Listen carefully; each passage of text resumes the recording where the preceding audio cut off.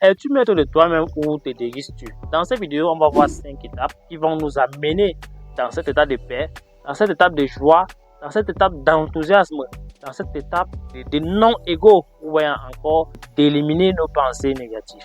Tout le monde a déjà remarqué qu'il y a deux types de pensées. Il y a cette pensée-là qui provient de nos réflexions personnelles et d'autres pensées-là qui proviennent de nulle part, qui surgissent de nulle part. Comme le disait déjà Napoléon, il disait: je traite toujours les étrangers qui me côtoient, qui entrent dans ma maison avec soin. Il parlait certainement de ces pensées qui affluent de nulle part. Donc, il est scientifiquement prouvé que l'homme est assailli depuis de 36 000 pensées par jour. Alors, dit ici qu'on doit contrôler sa pensée, bien dit ici qu'on doit être au contrôle total de ses pensées. C'est vraiment impossible. Donc, il est important ici de pouvoir prendre conscience de ses pensées. Alors, la première étape à voir ici est le fait de prendre conscience de ses pensées. Prendre conscience de ses pensées veut dire prendre conscience des pensées qui affluent de nulle part, parce que on dit ceci: la liberté vient de la conscience. L'inconscience est le plus grand péché. Donc, la liberté vient de la conscience. Alors, se libérer de ces pensées négatives est le fait de prendre conscience de ces pensées-là et de reconnaître que ces pensées ne proviennent pas de nous. En fait, on vit tous dans un rêve.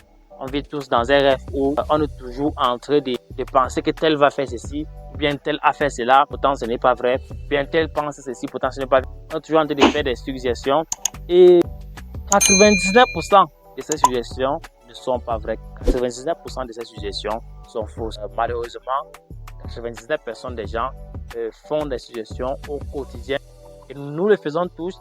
La deuxième étape à voir ici, après la prise de conscience, il s'agit ici de pouvoir faire la distinction entre les pensées négatives, entre la voix du mental et nous-mêmes. En réalité, il est question ici de comprendre qu'on n'est pas cette voix du mental. Prenons un petit exemple. On dit ceci: ma maison, mes enfants, ma voiture, mes vêtements, ma pensée, mon mental. Es-tu ta maison? En réalité, c'est très facile, tu n'es pas ta maison. Es-tu tes enfants? Cela est encore plus facile, tu n'es pas tes enfants. Es-tu tes pensées?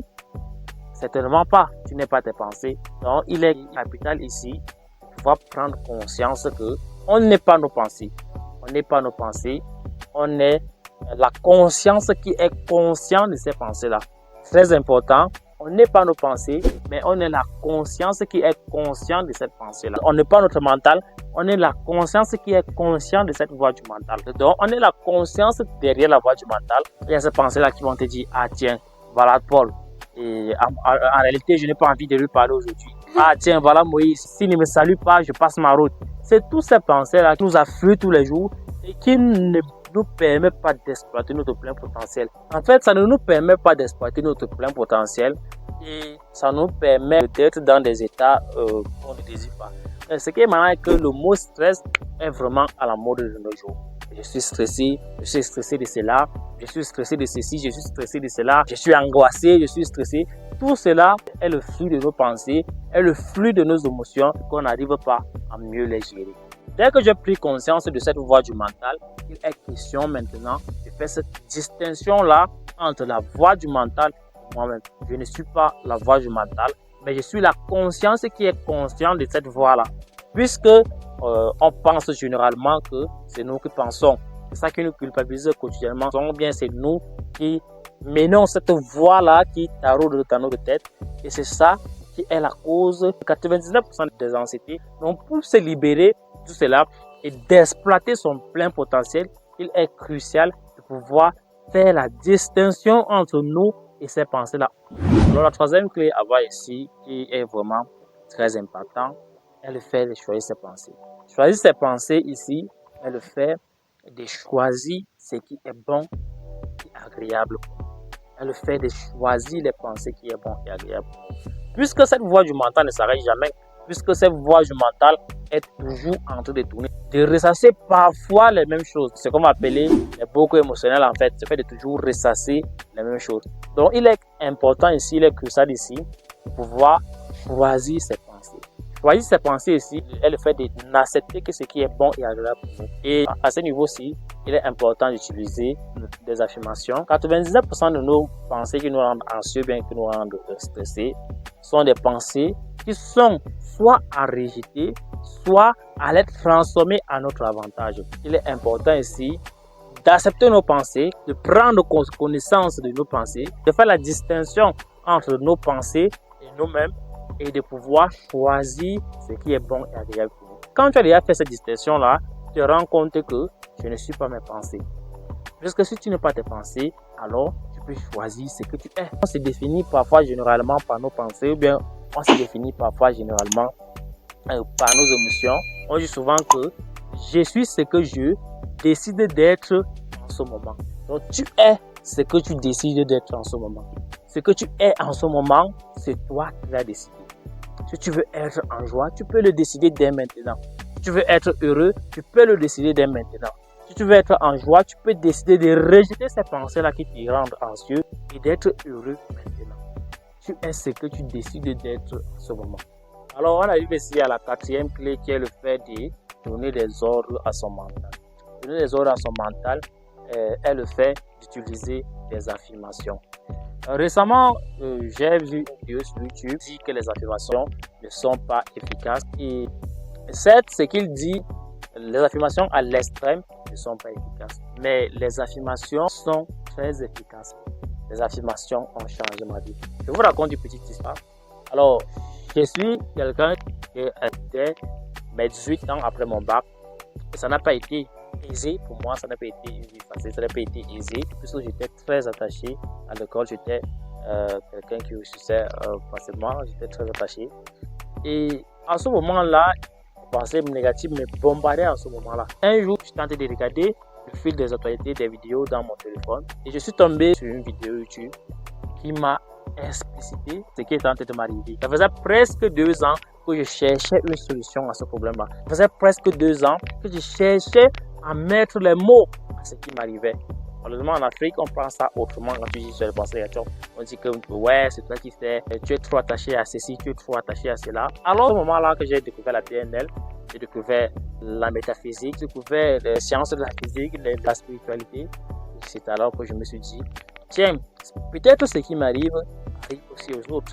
Donc, pourquoi ne pas aider aussi les autres à sortir de cette imagerie-là, à sortir de ce rêve-là. Donc, je me suis dit, tiens, je vais donc étudier profondément ce qui m'arrive. Et c'est alors que je me suis lancé dans l'étude du subconscient, dans l'étude du mental, entièrement dans le développement personnel. Et j'ai découvert plein de choses. Je me suis formé précisément dans la spiritualité et dans l'étude des pensées, dans l'étude de la PNL, etc. Alors, pourquoi ne pas prendre conscience de ces pensées-là? Pourquoi ne pas utiliser des affirmations? Puisque tout ce que nous faisons au quotidien est affirmation. Comme le dit Louis A., l'auteur de plein de livres à succès, de plein de best-sellers, elle dit ceci: quand nous pensons, nous affirmons. Quand nous parlons, nous affirmons. Que ce soit consciemment ou inconsciemment. On sait déjà que ce soit consciemment ou inconsciemment, nous affirmons. Pourquoi ne pas affirmer donc ce que nous voulons réellement? Malheureusement, tout ce que nous pensons n'est pas toujours ce que nous voulons. Si Oprah Winfrey utilise des affirmations pour pouvoir bâtir une communauté, pour pouvoir s'en sortir tel qu'elle a fait, pourquoi ne pas nous? Et je vous le dis réellement, les affirmations ont changé ma vie. Les affirmations vont vous permettre réellement de changer d'état d'esprit. Alors, la première affirmation est ceci: je n'accepte que ce qui est bon et agréable pour moi. La deuxième affirmation est que seule la perfection de Dieu ne sort de moi. Oui, c'est bel et bien ça, c'est pour ceux qui sont spirituels. Quel qu'en soit le Dieu à qui tu crois, seule la perfection de Dieu ne sort de moi. Je n'accepte que ce qui est bon et agréable pour moi. Ce sont les affirmations que j'utilise tous les jours et ces affirmations ont changé ma vie. Alors, la cinquième clé à voir ici, ou la cinquième technique, est le fait de pouvoir fixer ses pensées, bien de réorienter ses pensées vers ce qu'on veut. Vous savez déjà, j'ai une pensée qui m'assaille et qui n'est pas positive pour moi. Je peux m'extraire de cette pensée-là en réorientant mes pensées vers ce que je veux. Donc, j'accepte ces pensées-là, je prends conscience de ces pensées-là. Oui, je me distingue de ces pensées-là en comprenant que je ne suis pas cette pensée-là. Oui, je choisis ce que je veux. J'utilise l'affirmation en affirmant ce que je veux et je me réoriente vers ce que je veux. Je t'invite donc à te réorienter vers ce que tu veux, à orienter tes pensées vers ce que tu veux, à fixer tes pensées Enfin, c'est que tu veux. C'est un peu comme si je venais sur une rivière et que je déviais cette rivière-là à prendre le chemin que je veux. En fait, si je prends un coureur de rallye et qui se fixe sur un obstacle, automatiquement, il va buter sur cet obstacle-là. Il doit se fixer sur le chemin, sur la route à suivre. Une technique de la PNL qui nous permet de nous libérer de nos émotions négatives, est le fait de remarquer 5 couleurs qui se trouvent autour de nous. Donc, quand j'ai ces pensées négatives, je fixe mes yeux autour de moi et j'essaye de remarquer 5 couleurs qui m'entourent. L'importance ici est de pouvoir se fixer sur ces 5 couleurs-là et de pouvoir sortir de ce rêve-là. Je fixe mes yeux soit sur le rouge, après je recherche le blanc, après je recherche le bleu. Donc, l'importance ici est de sortir de ce rêve-là.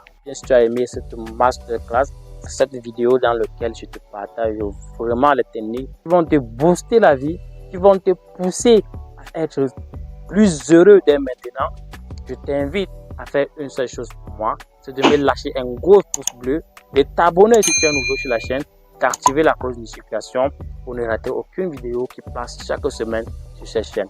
Alors, c'était Alpha Sylvain. Soyez éveillés et conscients pour mon meilleur. La conscience et l'éveil changent les vies. La conscience et l'éveil, les amis, changent la vie. On se dit à la prochaine.